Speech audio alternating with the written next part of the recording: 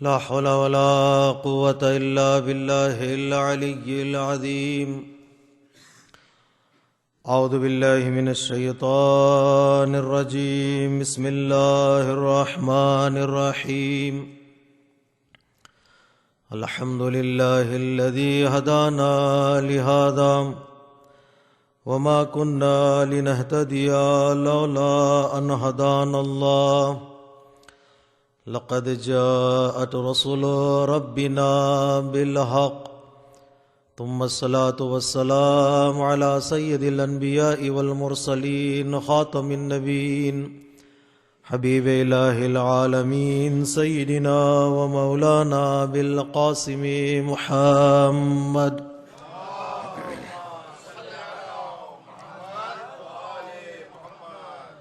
وعلى أهل بيته الطيبين الطاهرين المظلومين المعصومين الميامين ولعنة الله على أعدائهم أجمعين من يومنا هذا إلى قيام يوم الدين.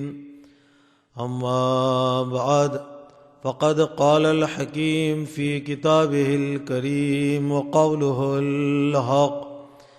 بسم الله الرحمن الرحيم. إنما المؤمنون الذين إذا ذكر الله وجلت قلوبهم وإذا تليت عليهم آياته زادتهم إيمانا وعلى ربهم يتوكلون الذين يقيمون الصلاة ومما رزقناهم ينفقون أولئك هم المؤمنون حقا لهم درجات عند ربهم ومغفرة ورزق كريم. صلوات اللہ.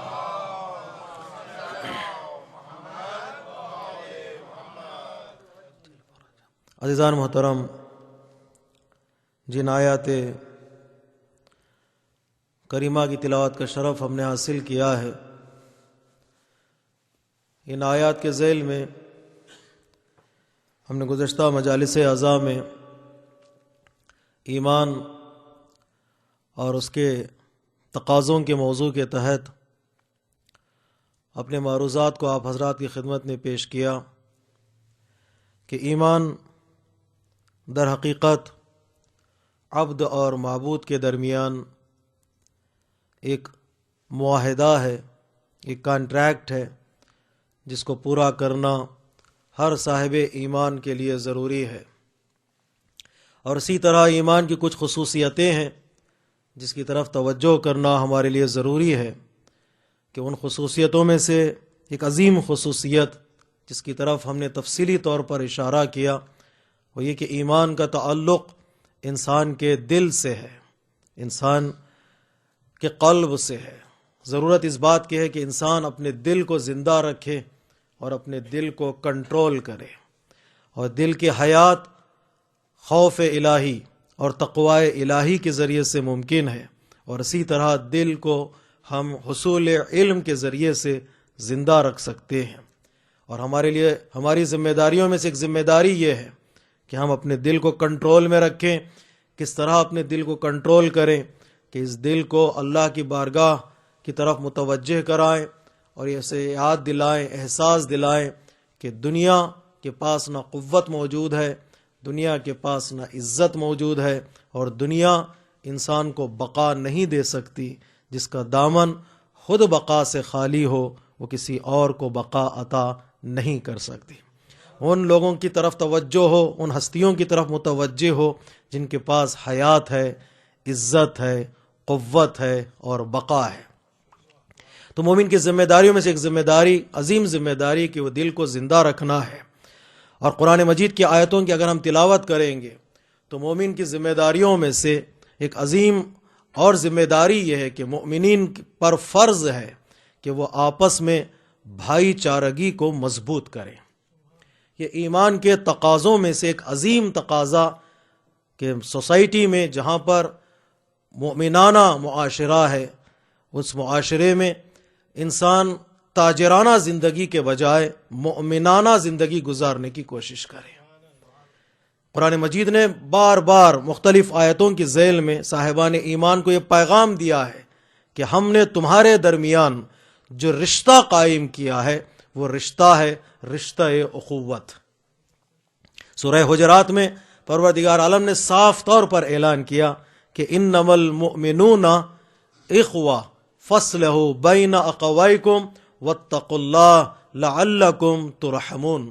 اے صاحبان ایمان، پروردگار عالم نے تمہارے درمیان جس رشتے کو قائم کیا ہے وہ رشتہ اخوت ہے، تم بھائی بھائی ہو۔ فاصلحوا بین اخویکم، معاشرے میں زندگی گزارنے کا تقاضا یہ ہے، لازمہ یہ ہے کہ کچھ سے کچھ غلطیاں ہو جاتی ہیں، کچھ سے کچھ مسٹیکس ہو جاتے ہیں، تو ان کو برداشت کرو اور برداشت کرنے کی قوت تمہارے اندر پیدا ہو۔ فاصلحوا بین اخویکم، اپنے بھائیوں کے درمیان صلح کرانے کی کوشش کرو، ایک دوسرے کو قریب لانے کی کوشش کرو۔ کیوں؟ اس لیے کہ پروردگار عالم کی رحمت ممکن ہے کہ تم پر نازل ہو جائے۔ تو جو رشتہ پروردگار عالم نے صاحبان ایمان کے درمیان قائم کیا ہے وہ رشتہ اخوت ہے۔ کبھی پروردگار عالم نے قرآن مجید میں رشتہ ولایت اور دوستی قائم کی ہے صاحبان ایمان کے درمیان۔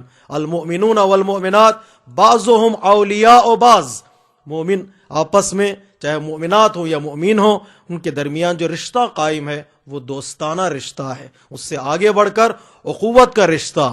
اور ہمارے لیے سب سے بڑا کرم یہ ہے کہ جو رشتہ پروردگار عالم نے ہمارے درمیان قائم کیا ہے وہ رشتہ ولایت اور ایمان ہے۔ کہا انما المؤمنون اخوہ، پوری توجہ چاہتا ہوں میرے عزیزو، اس لیے کہ جب تک ہم اس رشتے کو مضبوط نہیں کریں گے اس وقت تک ہمارا معاشرہ مؤمنانہ معاشرہ نہیں بن سکتا۔ فاصلحوا بین اخویکم، نماز کی فضیلت اپنی جگہ پر، روزے کی فضیلت اپنی جگہ پر، خمس و زکوٰۃ کی فضیلت اپنی جگہ پر، لیکن دو مومنین کے درمیان صلح کرانے کی فضیلت اپنی جگہ پر ہے کہ ایک دو مومنین کے درمیان جو انسان صلح کرا دیتا ہے یعنی آپس میں ملا دیتا ہے تو 1 سال کی عبادت سے زیادہ اسے ثواب ملتا ہے۔ بعض روایتوں میں 70 سال سے زیادہ عبادتوں کا ثواب پروردگار اسے دیتا ہے۔ کیوں؟ اس لیے کہ مومن جب آپس میں مضبوط ہو جاتے ہیں تو وہ مضبوطی مدح اہل بیت کے لیے بھی ایک لذت آور چیز بن جاتی ہے۔ مدح امیر المؤمنین اور مدحت امیر المؤمنین وہاں لطف آور اور ہوگا جہاں پر اتحاد قائم ہوتا ہے، اور یہ اتحاد کی بنیاد ہے اخوت۔ وہ کون سی چیزیں ہیں جو انسان کے اخوت کو نقصان پہنچاتی ہیں؟ ایمان رشتے کو جوڑتا ہے، ایمان آپسی رشتے کو مضبوط کرتا ہے، استحکام بخشتا ہے۔ اگر سورہ حجرات کی آیتوں کی ہم تلاوت کریں گے، کچھ لمحے مجھے دیجئے، انشاءاللہ آپ حضرات محظوظ ہوں گے۔ وہ کون سی چیزیں ہیں جن چیزوں کی وجہ سے وہ رشتہ تار تار ہو جاتا ہے، اخوت کے رشتے کو نقصان پہنچتا ہے؟ تو پروردگار عالم نے اشارہ کیا، یا ایھا الذین آمنوا لا یسخر قوم من قوم عسیٰ ان یکونوا خیرا منہم۔ اے صاحبان ایمان، پہلی چیز جو اخوت کے رشتے کو نقصان پہنچاتی ہے وہ ایک دوسرے کا مذاق اڑانا ہے۔ اخلاقی سورہ حجرات کو کہتے ہیں سورہ اخلاق، سورہ آداب۔ وہ کون سی چیز ہے جو رشتے اخوت کو نقصان پہنچاتی ہے؟ پہلی چیز، یا ایھا الذین آمنوا لا یسخر قوم من قوم عسیٰ ان یکونوا خیرا منہم۔ اے صاحبان ایمان، ایک دوسرے کا مذاق مت اڑاؤ۔ عسیٰ ان یکونوا خیرا منہم، ہو سکتا ہے جس کا تم مذاق اڑا رہے ہو وہی تم سے بہتر ہو۔ انداز دیکھیے قرآن مجید کا، جس کا تم مذاق اڑا رہے ہو سکتا ہے کہ وہی تم سے بہتر ہو۔ وَلَا نِسَاءٌ مِّن نِسَاءٍ، کوئی عورت دوسری عورت کا مذاق مت اڑائے۔ عَسَىٰ أَن يَكُنَّ خَيْرًا مِّنْهُنَّ، ہو سکتا ہے وہی خاتون جس کا ہم مذاق اڑا رہے ہیں وہ اس سے بہتر ہو جو مذاق اڑا رہے ہیں، چاہے گفتار کے ذریعے سے ہو، رفتار کے ذریعے سے ہو، باتوں کے ذریعے سے ہو، کردار کے ذریعے سے ہو یا اشارے کے ذریعے سے ہو۔ یہ ایک دوسرے کا مذاق مت اڑا، اس لیے کہ ایمان کا تقاضا یہ ہے کہ ایک دوسرے کا احترام کیا جائے۔ مذہب اسلام کی بنیاد کا نام ہے آپسی احترام۔ ایمان کے رشتے کی بنیاد کا نام ہے احترام. پیغمبر اسلام نے خانہ کعبہ کی دیوار پر ہاتھ رکھ کر کہا، اے اللہ کے گھر گواہ رہنا کہ تجھ سے زیادہ میرے نزدیک مومن کا احترام ہونا چاہیے. غور کیجیے اس حدیث کی طرف. خانہ کعبہ کی دیوار پر ہاتھ رکھ کر پیغمبر اسلام نے فرمایا تجھ سے زیادہ میری نگاہوں میں مومن کا احترام ہے. پوچھا یا رسول اللہ کیسے ہو سکتا ہے کہ خانہ کعبہ کی دیوار سے زیادہ صاحب ایمان کا احترام ہے؟ تو پیغمبر اسلام نے فرمایا خانہ کعبہ کی دیوار اگر ٹوٹ جائے، گر جائے تو بنائی جا سکتی ہے کہ کہیں ہمارے رفتار کی وجہ سے مومن کا دل نہ ٹوٹ جائے. اس کو جوڑنا مشکل ہو جاتا ہے. خانہ کعبہ کا احترام ہے لیکن مومن کا مال بھی محترم، مومن کی جان بھی محترم، مومن کے ناموس بھی محترم ہے. مومن کا مال محترم اس لیے چوری حرام، مومن کی جان محترم اس لیے قتل حرام، مومن کی عزت محترم اس لیے غیبت حرام، مومن کے ناموس محترم اس لیے زنا حرام. اتنے حراموں کے درمیان کیوں کیا پروردگار عالم نے؟ تاکہ مومن کی عزت پامال نہ ہو سکے. احترام مومن بارگاہ پروردگار میں اتنا عظیم ہے کہ پروردگار کہتا ہے کہ مومن کا دل میرا گھر ہے. اس گھر کو ڈھانے کی کوشش نہ کرو، اس گھر کو ڈھانے کی کوشش نہ کرو. قلب المؤمن عرش الرحمن، مومن کا دل اللہ کا عرش ہے، اسے نقصان نہ پہنچے. تو نقصان میں کس طرح پہنچاتا ہوں؟ اس کا مذاق اڑا کر، اس کے چلنے کا مذاق، اس کی باتوں کا مذاق، اس کے گفتگو کا مذاق. لا یسخر قوم من قوم عسى ان يكونوا خيرا منهم. ہمارے علماء تاکید کرتے جب بھی بزم میں بیٹھو کسی مومن کا یا مومنہ کا مذاق مت اڑاؤ، اس لیے کہ اہل بیت بھی اس بزم میں ہوتے ہیں. عسى ان يكونوا خيرا منهم ولا نساء من نساء عسى ان يكن خيرا منهن. پہلی چیز جو اتحاد رشتہ اخوت کو نقصان پہنچاتی ہے وہ ایک دوسرے کو مذاق اڑانا ہے. دوسری چیز پوری توجہ چاہتا میرے عزیزو، ولا تنابزوا بالالقاب. مومن کو اس کے نام کو بگاڑ کر آواز نہ دو. جو نام ان کے والدین نے رکھ دیا ہے اسی نام سے مومن کو بلاؤ. مومن کو پرانے کفر کے نام کے ذریعے، شرک کے ناموں کے ذریعے سے یا ان کے ناموں کو بگاڑ کر انہیں آواز نہ دو، اس لیے کہ اس نام کے ذریعے سے ان کا دل ٹوٹ جاتا ہے. ولا تنابزوا بالالقاب. حضرت سلمان سے بعض اصحاب نے پوچھا، اے سلمان تمہارا نام کیا ہے اور تمہارے باپ کا نام کیا ہے؟ سوال خود بتا رہا ہے، مقصد سلمان کو ذلیل کرنا تھا. سلمان تمہارا نام کیا؟ اس لیے کہ آگ کی پوجا کرنے والے تھے، زرتشت تھے، جب آئیں گے وہ اپنا نام بتائیں گے تو ہم مذاق اڑائیں گے. سلمان تمہارا نام کیا؟ تمہارے باپ کا نام کیا؟ تو سلمان فارسی عرفان کے اعلیٰ ترین منزل پر قائم تھے. سلمان فارسی نے کہا انا سلمان وابن الاسلام والقرآن. میرا نام سلمان ہے اور میں اسلام اور قرآن کا بیٹا ہوں. شکایت کی یا رسول اللہ سلمان کی زبان بہت چلنے لگی ہے، وہ اسلام اور قرآن کے بیٹے اپنے آپ کو کہہ رہے ہیں. تو پیغمبر اسلام نے فرمایا ہر انسان اپنے عقیدے کا فرزند ہوتا ہے. صلوات پڑھیے محمد وآل محمد پر. جی ہر انسان اپنے عقیدے کا فرزند ہوتا ہے. جو عقیدہ ہوتا ہے اسی کا بیٹا ہوتا ہے. اگر قرآن پر عقیدہ ہے تو فرزند قرآن، اگر اسلام پر عقیدہ ہے تو فرزند اسلام. اس لیے چوتھے امام نے کہا انا ابن الزمزم والصفا انا ابن مکہ والمنا. یزید تو یہ سمجھ رہا ہے کہ حسین کو قتل کرنے کے بعد ہماری نسل مٹ گئی؟ نہیں، ہم فرزند افراد کے فرزند نہیں، ہم مقصد کے فرزند ہیں. میں مینا کا بیٹا ہوں، میں مکہ کا بیٹا ہوں، میں زمزم و صفا کا بیٹا ہوں. صلوات پڑھیے محمد و آل محمد.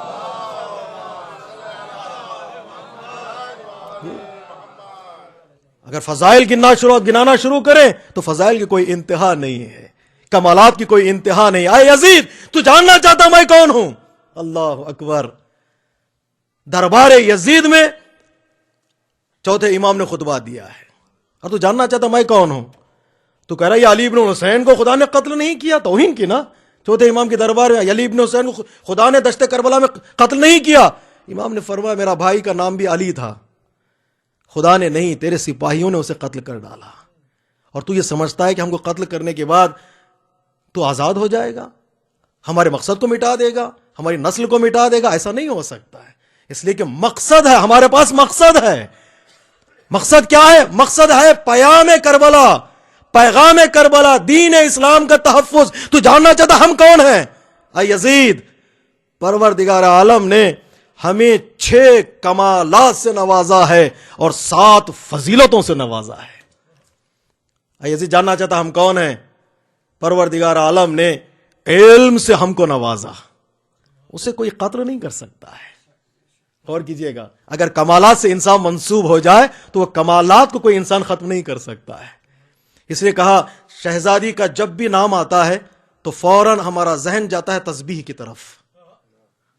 تسبیح ہے حضرت زہرا نے اپنے آپ کو تسبیح سے منسلک کر دیا، چاہے وہ تسبیح مسلمان سنی کے ہاتھ میں ہو یا شیعہ کے ہاتھ میں ہو، جب بھی تسبیح گھومنے لگے گی تو نام ذہن میں حضرت زہرا کا آئے گا، چاہے وہ اعتقاد رکھتا ہو یا نہ رکھتا ہو۔ اس لیے کہ زہرا نے اپنے آپ کو تسبیح سے منسلک کر دیا، حسین نے اپنے آپ کو سجدے سے مضبوط کر دیا۔ جب بھی مسلمان اپنا سر سجدے میں رکھے وہ حسین کو ضرور یاد کرے گا۔ صلوات پڑھیے محمد و آل محمد۔ اس لیے کہ افراد کو موت آ سکتی ہے، صفات کو موت نہیں آتی۔ افراد اشخاص کو موت آتی ہے، شخصیتوں کو موت نہیں آتی۔ اے عزیز، تو جاننا چاہتا ہے کہ ہم کون ہیں؟ علم سے پروردگار ہمیں نوازا ہے، اور علم کو کوئی قتل نہیں کر سکتا، علم پر کسی کی اجارہ داری نہیں ہے۔ پروردگار عالم نے کمال علم سے ہم کو نوازا، پروردگار عالم نے شجاعت سے ہم کو نوازا، پروردگار عالم نے سخاوت سے ہم کو نوازا، پروردگار عالم نے فصاحت سے ہم کو نوازا، پروردگار عالم نے خطابت سے ہم کو نوازا، اور پروردگار عالم نے ہماری محبت لوگوں کے دلوں میں ڈال دی ہے، اسے کوئی چھین نہیں سکتا ہے۔ اہل بیت کو لوگ چاہتے کیوں ہیں؟ یہ محبت وہ ہے جس کے دل میں چاہے پروردگار عالم ڈال دیتا ہے۔ لوگوں کے دلوں میں محبت پروردگار عالم نے ہماری ڈال دی ہے، اسے کوئی چھین نہیں سکتا۔ تو پروردگار عالم نے 6 فضیل کمالات سے ہمیں نوازا اور 7 فضیلتوں سے ہمیں نوازا ہے۔ محمد مصطفیٰ ہمارے گھرانے سے ہے،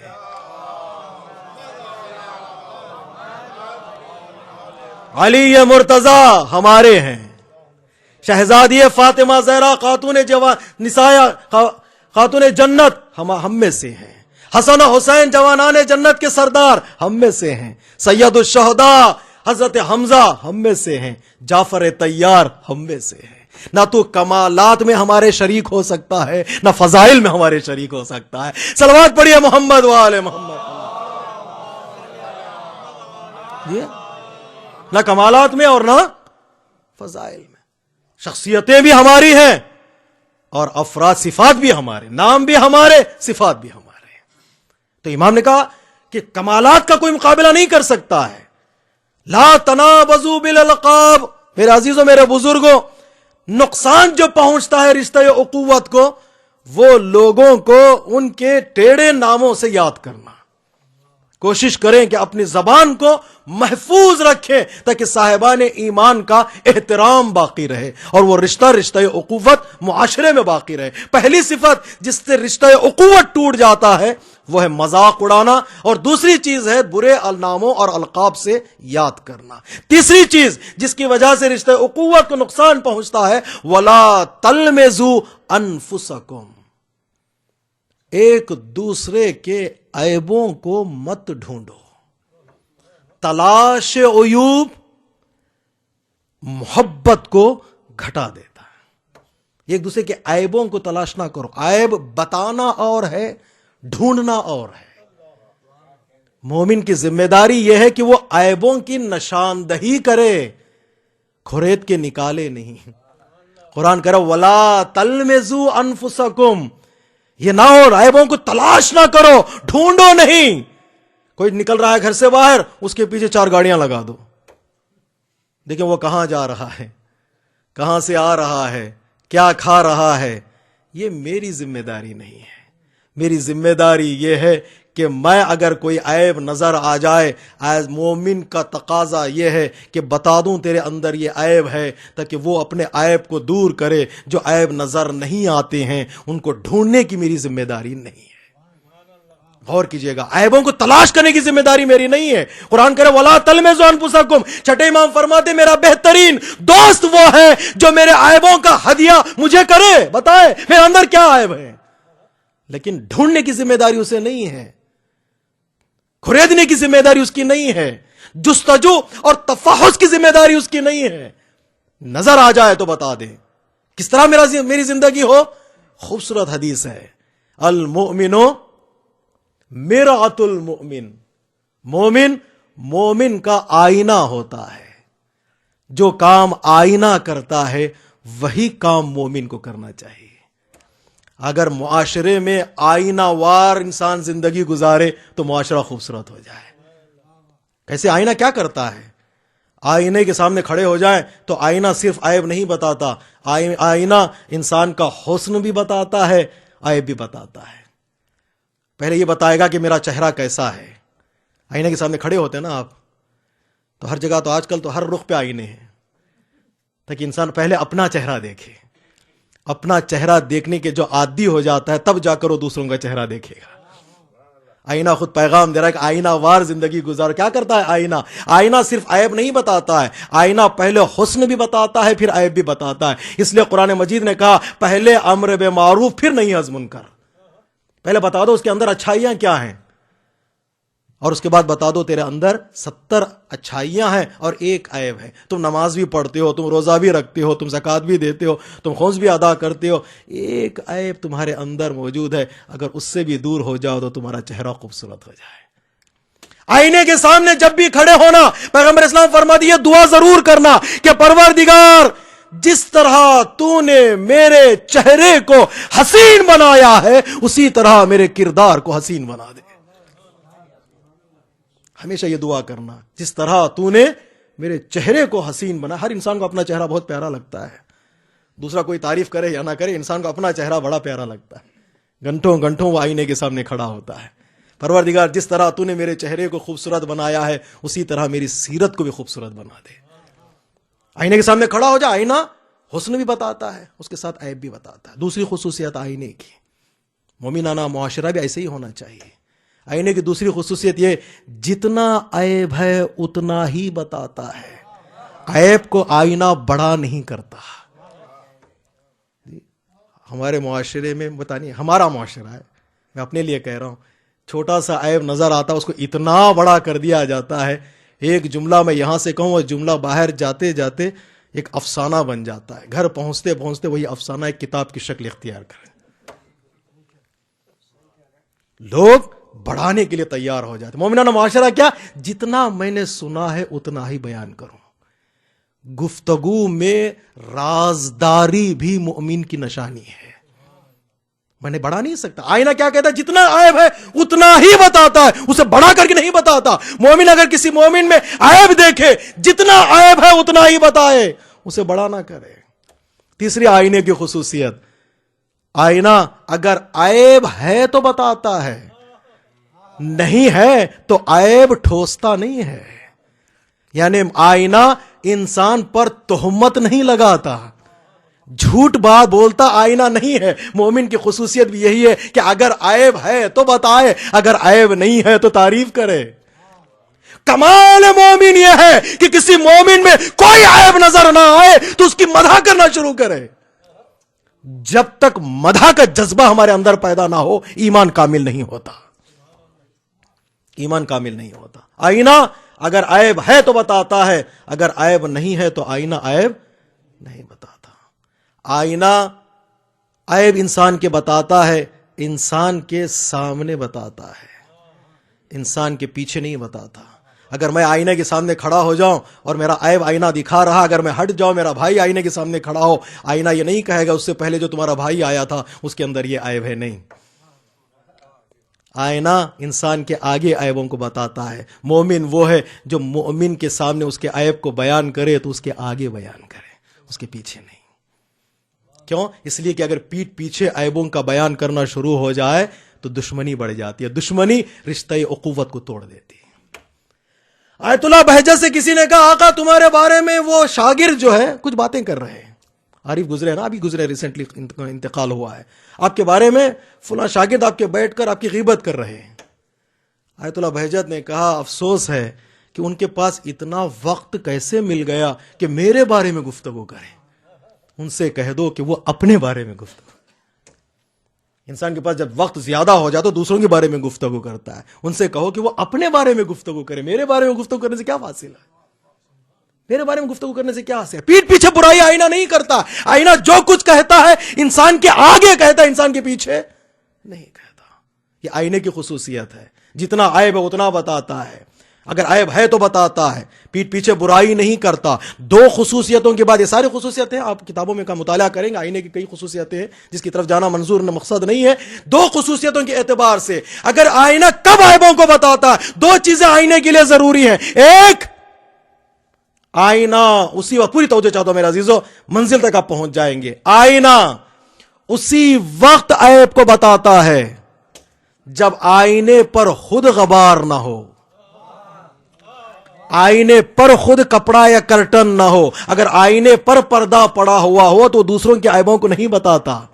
گویا پیغمبر اسلام نے مثال بیان کر کے بتا دیا, اگر دوسروں کے عیبوں کو بیان کرنا چاہتے بھی ہو تو سب سے پہلے اپنا دامن عیب سے پاک کر لو. صلوات پڑھیے محمد و آل محمد. جی, کب آئینہ بتاتا ہے عیب کو؟ جب اس کے اندر خود وہ عیب نہ پایا جاتا ہو, خود اس کے اندر کوئی غبار نہ ہو, خود کوئی کرٹن اس کے اوپر نہ ہو. اگر کوئی کرٹن ہو, پردہ ہو, غبار ہو تو آئینہ چہرہ نہیں دکھاتا. یعنی مقصد یہ کہ اگر انسان دوسروں کے عیبوں کو بیان کرنا چاہتا ہے تو اپنے آپ کو اس عیب سے پاک کر لے. اور دوسرے خصوصیت کے بعد آئینہ دکھاتا ہے جب چاروں طرف نور ہو, روشنی ہو تو آئینہ عیبوں کو بتاتا ہے. اگر اندھیرا ہو تو آئینہ عیبوں کو نہیں بتا سکتا. ایک خصوصیت آئینے کے اندر ہونا چاہیے کہ اس پر کوئی غبار نہ ہو. ایک باہر ہونا چاہیے کہ چاروں طرف نور ہو. ہمارے پاس ایک نور موجود ہے, وہ ولایت کا نور ہے, وہ امامت کا نور ہے. کسی اور چیز کی ضرورت وہ یہ کہ اپنے چہرے پر پڑے ہوئے پردوں کو ہٹا دیں. ہم خوش نصیب ہیں, ہمارے پاس ولایت اور امامت کا نور ہے جس کی وجہ سے ہم آئینے میں اپنا چہرہ دیکھ سکتے ہیں. اس لیے کہ وہ ہستیاں ہیں جن کے اندر کوئی عیب نہیں پایا جاتا, کوئی نقص نہیں پایا جاتا ہے, وہ نور موجود ہے. صرف ضرورت اس بات کی ہے کہ ہم اس آئینے میں اپنا چہرہ دیکھنا چاہتے ہیں تو اپنے چہرے پر پڑے ہوئے کرٹن کو ہٹا دیں. یہ آئینہ وار اگر معاشرہ بن جاتا ہے تو رشتہ اخوت مضبوط ہو جاتا ہے. جو بھائی چارگی کا رشتہ ہے وہ مضبوط ہو جاتا ہے. اس لیے یہ وہی رشتہ ہے جو آج کل کمزور ہوتا چلا جا رہا ہے. دنیا والے کہتے ہیں ٹیکنالوجی کا زمانہ ہے, ترقی کا زمانہ ہے. جتنا ترقی انسان آگے بڑھتا چلا جا رہا ہے, جو کمالات اور فضائل اور رشتہ داریاں ہیں ان کو بھولتا چلا جا رہا ہے. جو شمالی آبادی نے کہا بھائی ہے کہ بھائی کو پہچانتا نہیں. معافی چاہتا ہوں جو اس موضوع کی طرف میں آ گیا, کیا کروں. اب بھائی ہے کہ بھائی کو پہچانتا نہیں. ہم ایک کوکھ سے ہیں کوئی مانتا نہیں, ایک دوسرے کو دوست بھی گردانتا نہیں. ارباب آشتی ہمتن جنگ ہو گئے, ہم جس قدر وسیع ہوئے تنگ ہو گئے. صلوات پڑھیے محمد و آل محمد. یہ ارباب آشتی ہمتن جنگ ہو گئے, ہم جس قدر وسیع ہوئے تنگ ہو گئے. یہ تنگی اور یہ تنگ نظری آئی کہاں سے؟ ہم سمجھتے ٹیکنالوجی کا زمانہ ہے. جتنا زمانے میں وسائل اور اسباب بڑھتے چلے جا رہے ہیں اتنا ہی انسان کمالات اور فضائل سے پیچھے ہوتا چلا جا رہا ہے. جو چیز نقصان پہنچاتی ہے رشتہ و اخوت کو وہ یہ کہ وَلَا تَلْمِزُوا أَنفُسَكُمْ. کسی بزرگ انگریزی اسکالر کا جملہ ہے کہ جن کے ظرف عالی ہوتے ہیں وہ نظریاتی گفتگو کرتے ہیں, جن کے ظرف متوسط ہوتے ہیں وہ ایکسیڈنٹس کی باتیں کرتے ہیں, جن کے ظرف پست ہوتے ہیں وہ افراد کی گفتگو کرتے ہیں. پتہ نہیں جملہ سنگین ہے, میں ترجمہ کر نہیں پایا. جن کے ظرف عالی ہوتے ہیں، دل بڑا ہوتا ہے، شرح صدر پایا جاتا ہے، وہ نظریاتی گفتگو کرتے ہیں، آئیڈیاز پر بات کرتے ہیں، کمیونٹی کو آگے بڑھانے کے لیے کیا کرنا چاہیے، وہ اس طرح گفتگو کرتے ہیں۔ جن کے ظرف متوسط ہوتے ہیں، میانے ہوتے ہیں، وہ گفتگو کرتے ہیں کہاں پر کیا ایکسیڈنٹ ہوئے، انسیڈنٹس کیا ہوئے، واقعات کیا ہوئے، کہاں زلزلہ آیا، کہاں طوفان آیا، کہاں بارش ہوئی، کہاں بارش نہیں ہوئی، ایکسیڈنٹس کی باتیں کرتے ہیں۔ جن لوگوں کے ظرف پست ہوتے ہیں وہ افراد پر گفتگو کرتے ہیں، کون کہاں سے آ رہا ہے، کہاں جا رہا ہے، کیا کھا رہا ہے، کیا پی رہا ہے۔ اگر انسان اپنے آپ کو عالی ظرف رکھنا چاہتا ہے تو وہ آئیڈیاز پر گفتگو کرے، وہ نظریاتی گفتگو کرے۔ اگر وہ گفتگو کے اپنے انداز کو بدل دیتا ہے، سوچ کے انداز کو بدل دیتا ہے، تو اس کا ظرف عالی ہو جاتا ہے، ظرف بڑھ جاتا ہے، شرح صدر بڑھ جاتا ہے، دل کی وسعت بڑھ جاتی ہے۔ تو کیا کرو؟ وَلَا تَلْمِزُوا أَنفُسَكُمْ، عیبوں کی جستجو نہ کرو، تلاش نہ کرو۔ تیسری چیز جو اتحاد کو پارا پارا کر دیتی ہے، رشتہ اخوت کو برباد کر دیتی ہے، وہ عیبوں کا ڈھونڈنا۔ اور چوتھی چیز جس کی طرف میں نے اشارہ کیا وہ غیبت ہے، پیٹھ پیچھے برائی کرنا۔ یا ایھا الذین آمنوا لا یغتب بعضکم بعضا ایحب احدکم ان یاکل لحم اخیہ میتا فکرہتموہ، اے صاحبان ایمان ایک دوسرے کے پیٹھ پیچھے برائی نہ کرو۔ کیا تم میں سے کوئی یہ پسند کرتا ہے کہ اپنے مردہ بھائی کا گوشت کھائے؟ قرآن کہہ رہا فکرہتموہ، مجھے یقین ہے کہ تم کراہت کرو گے، گوشت نہیں کھا سکتے ہم مردار کا۔ تو پروردگار کہہ رہا غیبت بھی اپنے مردہ بھائی کے گوشت کھانے کے برابر ہے۔ واتقوا اللہ، اللہ سے ڈرو، ان اللہ علیم خبیر، پروردگار آگاہ بھی ہے، پروردگار علیم بھی ہے، وہ جانتا بھی ہے۔ اور کیوں؟ اتحاد کا رشتہ ہم نے قائم کیا ہے دونوں کے درمیان، تمہارا آپس میں صاحبان ایمان کے درمیان، مضبوط کرو اس رشتے کو، جو چیزیں نقصان پہنچاتی ہیں اس سے پرہیز کرو۔ اور کیوں ایسا کریں؟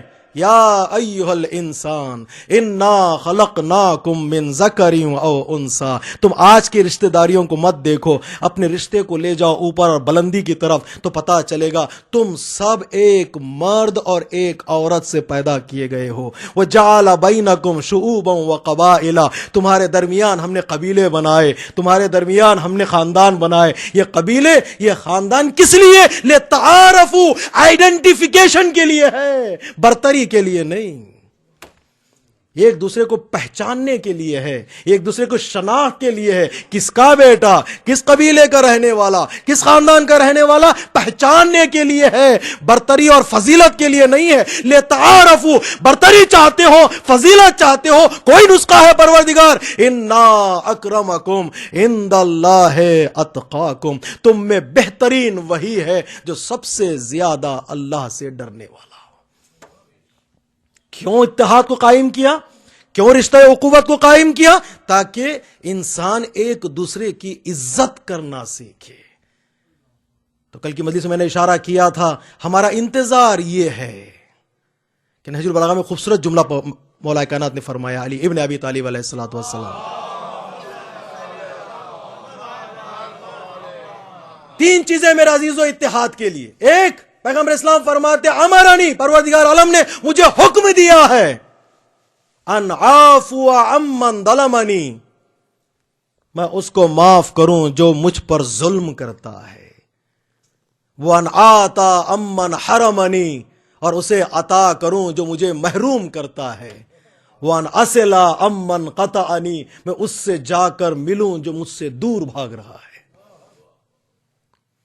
اتحاد اور اخوت کا مطلب یہ نہیں ہے کہ وہ مجھ سے آ کر ملے، اتحاد کا مطلب یہ ہے کہ میں اس سے جا کر ملوں۔ الانسان عبید الاحسان، انسان احسان کا غلام ہوتا ہے۔ اگر وہ مجھے سلام کر دے تو میں اسیر ہو گیا، اگر میں نے اس کو سلام کر دیا تو اس کو اسیر بنا لیا۔ مولا کائنات فرماتے ہیں سلام کر کے امیر بنو، سلام لے کر اسیر مت بنو۔ معاف کر کے امیر بن جاؤ۔ کیوں؟ اس لیے کہ تم امیر المومنین کے ماننے والے ہو۔ اسیرانہ زندگی کیوں؟ سلام کرنا واجب ہے یا مستحب؟ جی واجب نہیں، مستحب ہے۔ سلام کرنا مستحب، جواب دینا واجب ہے۔ آپ صحیح ہے، لیکن دوسری طرف سے سلام کرنا مستحب، جواب دینا واجب ہے، اور سلام کرنے میں ثواب زیادہ ہے، جواب دینے میں کم ہے۔ واحد مستحب ہے جس کا ثواب واجب سے زیادہ ہے۔ واجب مستحب ہے جس کا ثواب واجب سے زیادہ ہے۔ 99% ثواب سلام کرنے میں اور 1% ثواب جواب دینے میں۔ پروردگار، واجب کا ثواب کم، مستحب کا ثواب زیادہ کیسے ہو سکتا ہے؟ کیوں مستحب میں ثواب زیادہ ہے؟ پیغمبر اسلام نے فرمایا اس لیے کہ سلام کرنے والا اپنے دل کی پاکیزگی کا اعلان کرتا ہے۔ سلام غرور شکن ہے۔ میں کیوں سلام کروں؟ پیغمبر اسلام کرے تمہیں ہی سلام کرنا چاہیے۔ جب یہ کیوں کا جواب مل جاتا ہے تو انسان کا دل جب پاک ہو جاتا ہے تو ثواب بڑھ جاتا ہے۔ صلوات پڑھیے محمد و آل محمد۔ خود بخود ثواب بڑھ جاتا ہے۔ غرور جب ٹوٹتا ہے تو ثواب بڑھ جاتا ہے۔ تکبر جب ٹوٹتا ہے تو ثواب بڑھ جاتا ہے۔ تو اتحاد کی نشانی یہ ہے کہ وہ مجھے سلام کرے نہیں، میں اسے سلام کروں۔ ان عفو عمن ظلمنی، جس نے مجھ پر ظلم کیا اسے معاف کروں۔ معاف کرنے میں کتنی لذت ہے؟ اگر جاننا چاہتے ہو تو ایک کو معاف کر کے دیکھو۔ جی نسخہ ہے، اگر معاف کرنے میں کتنی لذت ہے، اگر جاننا چاہتے ہو تو کیا کرو؟ اپنی زندگی میں کسی ایک کو معاف کر کے دیکھو، اور اتنا لطف اور اتنی لذت اس میں پائی جاتی ہے، انسان کی ساری زندگی خوبصورت بن جاتی ہے۔ انتقام کی زندگی انسان کی موجودہ زندگی کو برباد کر دیتی ہے، لیکن عفو و بخشش کی زندگی انسان کی زندگی کو خوبصورت بنا دیتی ہے۔ جھکتا ہے فتنہ عفو و ترحم کے سامنے، جھکتا ہے فتنہ عفو و ترحم کے سامنے، گھٹتا ہے تانا حسن تکلم کے سامنے، تلوار کامتی ہے تبسم کے سامنے۔ جی جاپانیوں کا ایک محاورہ پتہ ہے کیا ہے محاورہ؟ جسے آج مسکرانا نہیں آتا وہ دکان مت کھولے۔ جسے آج مسکرانا نہیں آتا وہ دکان مت کھولے۔ کیوں؟ بزنس کا سارا دار و مدار مسکراہٹ پر ہے۔ جس کے چہرے پہ جھریاں ہوتی ہیں اس کی دکان پہ کوئی حاضری نہیں دیتا۔ بزنس کا سارا دار و مدار مسکراہٹ پر ہے۔ المومن حزنہ فی قلبہ وبشرہ فی وجہہ، مومن کا غم اس کے دل میں ہوتا ہے لیکن مسکراہٹ چہرے پہ ہوتی ہے۔ وہ اپنے غم کو چھپاتا ہے لیکن چہرے پر مسکراہٹ ہوتی ہے۔ جھکتا ہے فتنہ عفو ترحم کے سامنے، گھٹتا ہے تانا حسن تکلم کے سامنے۔ ایک میٹھی بول انسان کے دل کو جیت لیتی ہے۔ گھٹتا ہے تانا حسن تکلم کے سامنے، تلوار کانپتی ہے تبسم کے سامنے، تھمتا ہے شور جنگ ترنم کے سامنے۔ کتنے خوبصورت ردیف کا استعمال کیا ہے۔ تبسم، تکلم، ترحم، ترنم جس کی زندگی میں شامل ہو جائیں وہ زندگی کتنی خوبصورت ہو جاتی ہے۔ گھٹتا ہے تانا حسن تکلم کے سامنے، تلوار کامتی ہے تبسم کے سامنے، تھمتا ہے شور جنگ ترنم کے سامنے۔ بدلے کی رسم دین خدا میں حرام ہے، احسان ایک شریف ترین انتقام ہے۔ صلوات پڑھیے محمد و آل محمد۔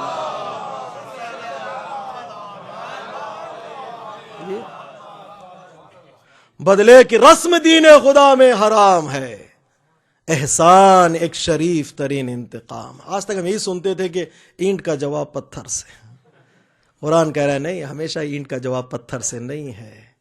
جب کوئی جاہل تم سے خطاب کرے، جاہل تمہارے آگے کھڑا ہو جائے، جاہل تمہاری کوئی توہین کرے، اس کا جواب پتھر سے نہیں دیا جاتا۔ اذا خاطبہم الجاہلون قالوا سلاما۔ کوئی جاہل تم سے خطاب کرے، معاشرے کو توڑنے کی کوشش کرے، اسے کہو سلام علیکم ورحمۃ اللہ وبرکاتہ۔ ایک سلام سارے ارادوں کو توڑ دیتا ہے اور رشتہ اخوت کو مضبوط بنا دیتا ہے۔ تو کیا کہا پیغمبر اسلام نے؟ ان عفو عمن ظلمنی، اس کو میں معاف کروں جو مجھ پر ظلم کرے۔ فتح مکہ کے بعد پیغمبر اسلام نے اعلان کیا آج یوم بخشش ہے۔ اسلام میں یوم الانتقام نہیں ہے، انتقام کا دن اسلام میں نہیں ہے۔ اسلام میں ہے یوم بخشش. آج روز ترحم ہے، روز انتقام نہیں. فتح مکہ کے بعد کیا پیغمبر صلی اللہ علیہ وسلم آج روز عفو و بخشش، ایک دوسرے کو معاف کرنے کا دن ہے. ان عفو عمن ظلمنی ان اصل عمن قطعنی، میں اس سے جا کر ملوں جو مجھ سے دور بھاگ رہا ہے. کیوں بھاگ رہا ہے مجھ سے رشتہ توڑ کر؟ وہ ناراض ہے، میں جا کر اس سے ملوں. اگر وہ آ کر مجھ سے مل جائے گا تو وہ مجھ پر احسان کر دے گا. میں جا کر اس سے ملوں گا تو میں نے اس پر احسان کیا ہے. اسیرانہ زندگی نہیں، امیرانہ زندگی گزاروں. ان آسلا امن قطانی، انویٹیشن میں اس کو کیوں بھیجوں؟ اگر اس نے بھیجا ہوتا تو میں بھی بھیجتا، اگر وہ مجھے بلایا ہوتا تو میں بھی بلاتا. یہ تو تاجرانہ معاشرہ ہے، مومنانہ معاشرہ نہیں ہے. اس نے چونکہ مجھے نہیں بلایا ہے میں ضرور بلاؤں گا، یہ مومنانہ معاشرہ ہے. اس نے مجھے سلام نہیں کیا تو میں ضرور سلام کروں گا، یہ مومنانہ معاشرہ ہے. کیا ہے؟ ان اصل امن قطانی وان آتا امن حرمنی، جو مجھے محروم کر رہا ہے میں اسے عطا کروں. جب عطا کرنے لگوں گا تو رشتہ اخوت مضبوط ہوتا چلا جائے گا. میرے عزیزوں، میرے بزرگوں، میرے دوستوں، رشتہ اخوت کو مضبوط کرنے کا واحد راستہ ہے ایثار اور قربانی. ایثار اور قربانی. میں یہاں تک آپ کو لانا چاہ رہا تھا. عمدن جان بوجھ کر رشتہ اخوت کو اگر مضبوط کرنا ہے، کچھ چیزیں جسے بچنا پڑے گا اور کچھ چیزیں جنہیں عطا کرنا پڑے گا. وہ ہے ایثار اور قربانی. اپنانی پڑے گی یہ صفت. جب تک قربانی کا جذبہ نہ ہو رشتہ اخوت مضبوط نہیں ہوتا. تو قرآن کہہ رہا ہے ایمان کا تقاضا یہ ہے کہ تم بھائی بھائی بن کر رہو، بھائی بھائی بن کر رہو. اخوت، رشتہ اخوت کو مضبوط کرو. مدینہ منورہ میں پہنچنے کے بعد پیغمبر اسلام نے جس رشتے کو مضبوط کیا وہ رشتہ اخوت ہے. مومنین کے درمیان آپس میں بھائی بھائی بنایا. ابو ذر تم سلمان کے بھائی، مقداد تم قمبر کے بھائی، ہر ایک کو اپنا اپنا بھائی بنایا. مولا کائنات رہ گئے. پیغمبر اسلام منبر سے تشریف لائے، علی کو اپنے سینے سے لگایا، اے علی تم میرے بھائی. ایک فضیلت بچی تھی وہ بھی علی کے نام ہو گئے. پیغمبر اسلام نے کیا فرمایا؟ اے علی تم میرے بھائی ہو. خب کیسے بھائی بن گئے علی پیغمبر اسلام کے؟ کوئی تو وجہ چاہیے. میں نے بتایا کہ قربانی بہت ضروری ہے، ایثار بہت ضروری ہے. جب تک ایثار نہ ہو بنیاد میں اخوت کا رشتہ مضبوط نہیں ہوتا. کوئی کسی کا بھائی بننے کے لیے تیار نہیں ہوتا. بھائی اسی وقت بنتا ہے جب قربانی اور ایثار پایا جاتا ہے. کہاں ایثار دکھایا تھا مولا کائنات نے کہ پیغمبر اسلام نے مدینے میں کہہ دیا تم میرے بھائی ہو؟ دیکھیں شب ہجرت مولا کائنات نے کس طرح اپنی جان کو پیغمبر اسلام کے قدموں پر نچھاور کر دیا. صلوات پڑھیے محمد و آل محمد پر.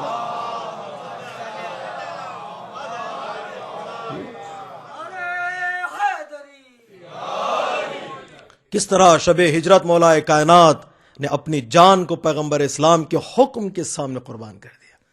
مولا کائنات شجاع تھے کہ نہیں تھے؟ مجھے 5 منٹ دیجیے، مجھے احساس ہے کل جاب کا دن ہے، آپ کو زیادہ وقت نہیں لوں گا. مگر مولا کائنات شجاع تھے کہ نہیں تھے؟ شجاع. لیکن پیغمبر اسلام نے کہا اے علی کیا میرے بستر پر سو جاؤ گے؟ تو مولا کائنات نے کہا میں سو جاؤں گا.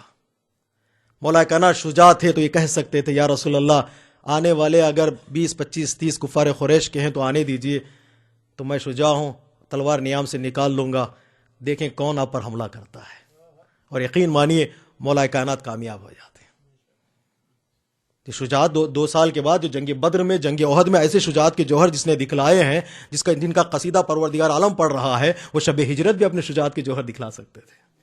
کہہ سکتے تھے یا رسول اللہ آپ جائیے، میں آپ کے گھر کی حفاظت کروں گا، آپ اندر سو جائیے، میں دیکھ لوں گا کتنے آ رہے ہیں، 20 آ رہے ہیں، 25 آ رہے ہیں، 30 آ رہے ہیں، نیام سے تلوار نکالوں. ان کفار قریش میں اتنا دم نہیں ہے کہ وہ علی کا مقابلہ کر سکے. لیکن مولا کائنات کہہ سکتے تھے، لیکن چونکہ پیغمبر اسلام نے کہا بستر پر سو جاؤ. منزل مقام اطاعت تھا، مقام شجاعت نہیں. اپنی شجاعت کو علی نے رسول کی اطاعت پر قربان کر دیا. صلوات پڑھیے محمد و آل محمد.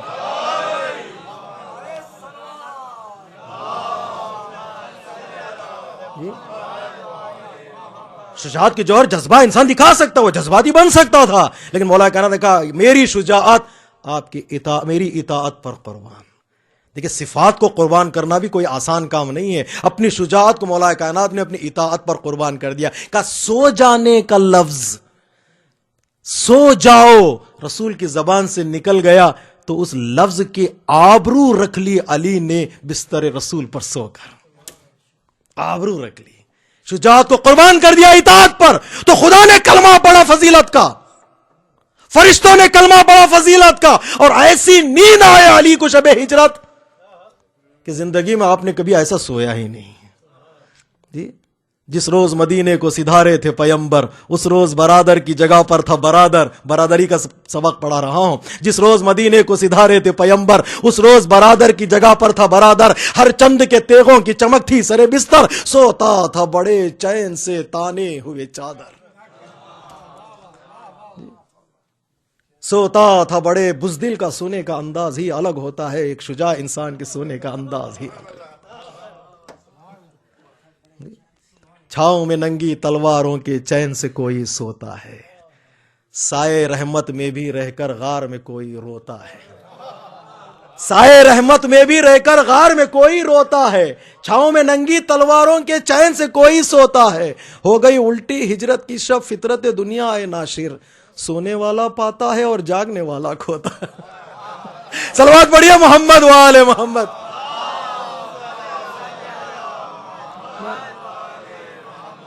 سونے والا پاتا ہے اور جاگنے والا، دنیا والا کا محاورہ یہ کہ جاگنے والا پاتا ہے اور سونے والا کھوتا ہے، لیکن شب ہجرت مولا کہنا تھا کہ میں محاورے ہی کو الٹ دیتا ہوں. ہو گئی الٹی ہجرت کی شب، فطرت دنیا اے ناشر، سونے والا پاتا ہے اور جاگنے والا کھوتا ہے. تو جوش ملی آبادی نے کہا جس روز مدینے کو سدھارے تھے پیمبر، اس روز برادر کی جگہ پر تھا برادر. ہر چند کے تیغوں کی چمک تھی سرے بستر، سوتا تھا بڑے چین سے تانے ہوئے چادر. دنیا میں کوئی ایسا جری ہو نہیں سکتا جس طرح یہ سوئے تھے کوئی سو نہیں سکتا.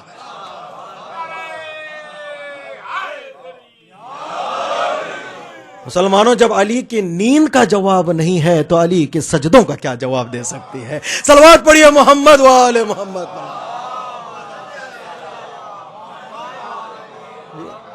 جس طرح یہ سوئے تھے کوئی سو نہیں سکتا. شبستر احمد شب ہجرت یہ کہتا تھا علی، بستر پر مردوں کو یوں ہی نیند آنا چاہیے. سر پہ تلوار ہوں، چاروں طرف نیزے ہوں، تیر ہوں، حملے کا ڈر ہو، جان کا خطرہ ہو، اطاعت شجاعت کو اطاعت پر قربان کر کے انسان ایسے سو جائے. جب کفار قریش نے پوچھا کہ محمد کہاں ہیں، مسکرا کر یہ جواب دے کیا تم نے میرے حوالے کیا تھا؟ اپنے شجاعت کا اظہار کرے تو سارے حوصلے کفر و شرک کے پست ہو گئے. تو مدینے میں پیغمبر اسلام نے علی کو اپنا بھائی بنایا، اعلان کیا کہ آج علی دنیا و آخرت میں میرا بھائی ہے. اس مقام تک پہنچنے کے لیے جس صفت کے اظہار کی ضرورت تھی وہ قربانی ہے. شب ہجرت علی نے قربانی کا کلمہ پڑھایا تو مدینے میں پیغمبر نے اخوت کا کلمہ پڑھایا. آج ہمارے معاشرے میں، ہر معاشرے میں اگر بھائی چارگی کو قائم کرنا ہے، واحد صفت جس کے ذریعے سے بھائی چارگی قائم ہوتی ہے وہ قربانی ہے. قربانی صرف مال کی نہیں، قربانی صرف جان کی نہیں، قربانی یہ کہ انسان اپنے مومن بھائی کی حمایت کے لیے ہمیشہ تیار رہے. میں ایک نسخہ بتاؤں اور ربط مسائل، حمایت میں ہمیشہ تیار ہو. اگر کوئی کسی مومن بھائی کے سلسلے میں کوئی غلط بات کہے، حمایت کا مسئلہ یہ ہے کہ سب سے پہلے حسن ظن اور حسن اعتماد کا اظہار کرے. جب تک حسن ظن کا اظہار نہ ہو اس وقت تک رشتہ اخوت مضبوط نہیں ہوتا. اس مومن نے تمہارے بارے میں یوں کہا ہے، اگر کوئی کہے تو فوراً کہیے وہ ایسا کہہ نہیں سکتا. جب تک یہ حسن ظن کا رشتہ مضبوط نہ ہو اس وقت تک بھائی چارگی قائم نہیں ہو سکتی. وقت ضرورت جب بھی پڑی، ضرورت کا وقت جب بھی آیا، خاندان ابو طالب کے افراد نے اخوت کا سبق کائنات کو پڑھایا. شب ہجرت علی نے اپنے آپ کو قربان کر کے پیغمبر اسلام پر بتایا کہ بھائی کسے کہتے ہیں. اور دشت کربلا میں عباس نے اپنی جان کو حسین کے قدموں پر نچھاور کر کے بتایا بھائی کسے کہتے ہیں.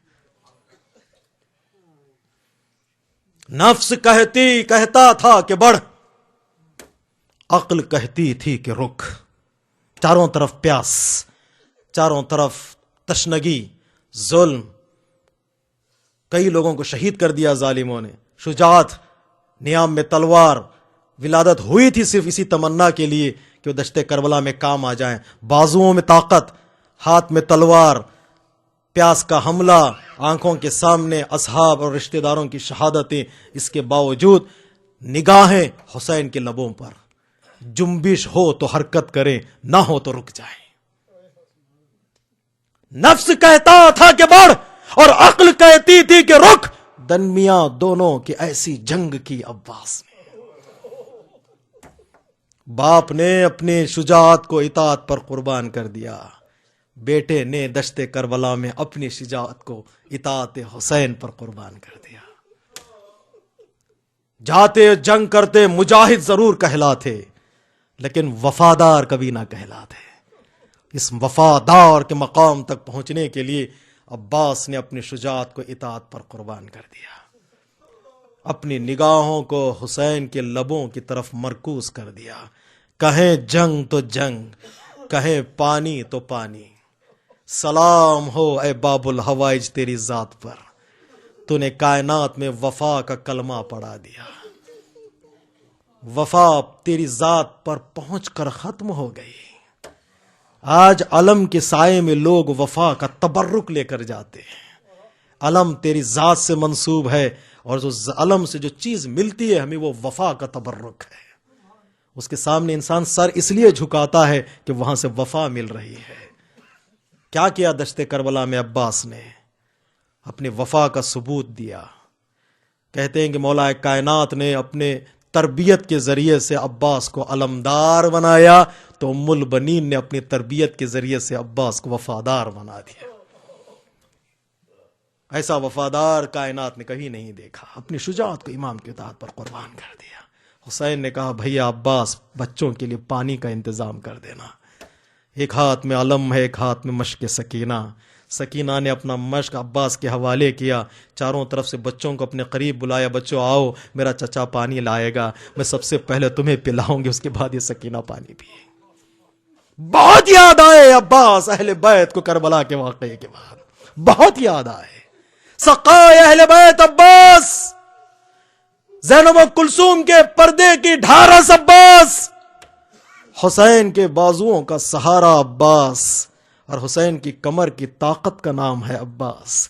سکینہ نے کہا میرا چچا پانی لائے گا تو سب سے پہلے میں تمہیں پلا دوں گی، اس کے بعد یہ سکینہ پانی پیے گی. جب عباس مشکیزے کو بھر کر قائمے کی طرف آ رہے تھے تو سکینہ نے بچوں سے کہا دیکھو میرا چچا آ رہا ہے، دیکھو میرا چچا آ رہا ہے، پانی آ جائے گا تو میں پہلے تقسیم کروں گی، بانٹ دوں گی، اس کے بعد پانی پیوں گی. ایک مرتبہ علم جھکا پھر نہ اٹھا تو سکینہ نے مشکیزے کو پھینکا اور کہا بچوں دعا کرنا میرا چچا سالم خیمے تک آ جائے، میرا چچا کا علم نظر نہیں آ رہا ہے. جب علم کو لے کر حسین خیمہ کے قریب آئے تو سکینہ نے دیکھا علم خالی آیا ہے، چچا نہیں آئے. دوڑ کر حسین کے قدموں سے لپٹ گئی، کہا بابا مجھے پانی نہیں چاہیے، بابا مجھے پانی نہیں چاہیے، بابا مجھے چچا چاہیے، مجھے پانی نہیں چاہیے. اللہ اکبر. کتنی محبت تھی عباس و سکینہ کے درمیان. آج تک یہ دونوں آپس میں جدا نہ ہو سکے. جہاں جہاں علم نظر آتا ہے وہاں مشق سکینہ نظر آتی ہے. ایسا لگتا ہے سینہ عباس پر سکینہ آج بھی اپنا سر رکھ کے لیٹ چکی ہے، سو رہی ہے، اطمینان مل رہا ہے سکینہ کو. کتنی محبت تھی ان دونوں میں کوئی بیان نہیں کر سکتا. عباس نے وصیت میں کہا بھیا میرے لاشے کو خیمے کے قریب نہ لے جانا،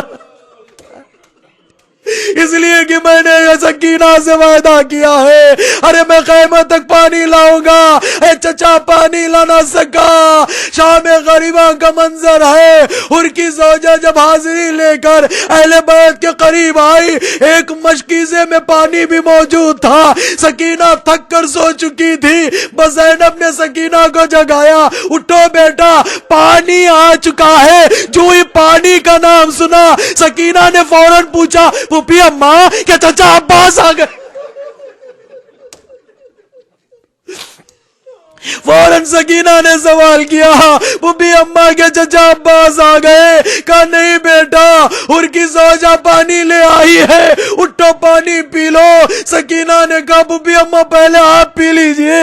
زینب نے کہا نہیں بیٹا، پہلے بچے پانی پیتے ہیں، ان کی پیاس جب بجھ جاتی ہے پھر بڑے پانی پیتے ہیں۔ جو ہی سکینہ نے یہ لفظ سنا، جب بچے پانی پیتے ہیں، مشکیزے کو زینب کے ہاتھوں سے لیا، مقتل کی طرف جانے لگی۔ زینب نے پوچھا سکینہ کہاں جا رہی ہو؟ ایک مرتبہ سکینہ نے کہا بی اماں آپ ہی نے تو کہا تھا پہلے بچے پانی پیتے، ہائے میرا اصغر۔ دشت کربلا میں 3 دن کا پیاسا شہید ہو گیا، پانی کا ایک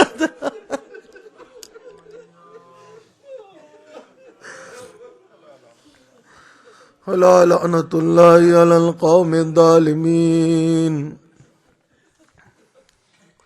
سیعلم الذین ظلموا ای منقلب ینقلبون۔ السلام علیک یا ابا عبد اللہ وعلی الارواح التي حلت بفنائک، علیک منی سلام اللہ ابدا ما بقیت وبقی اللیل والنہار، ولا جعلہ اللہ آخر العہد منی لزیارتکم۔ السلام علی الحسین وعلی علی بن الحسین وعلی اولاد الحسین وعلی اصحاب الحسین۔ ماتم حسین۔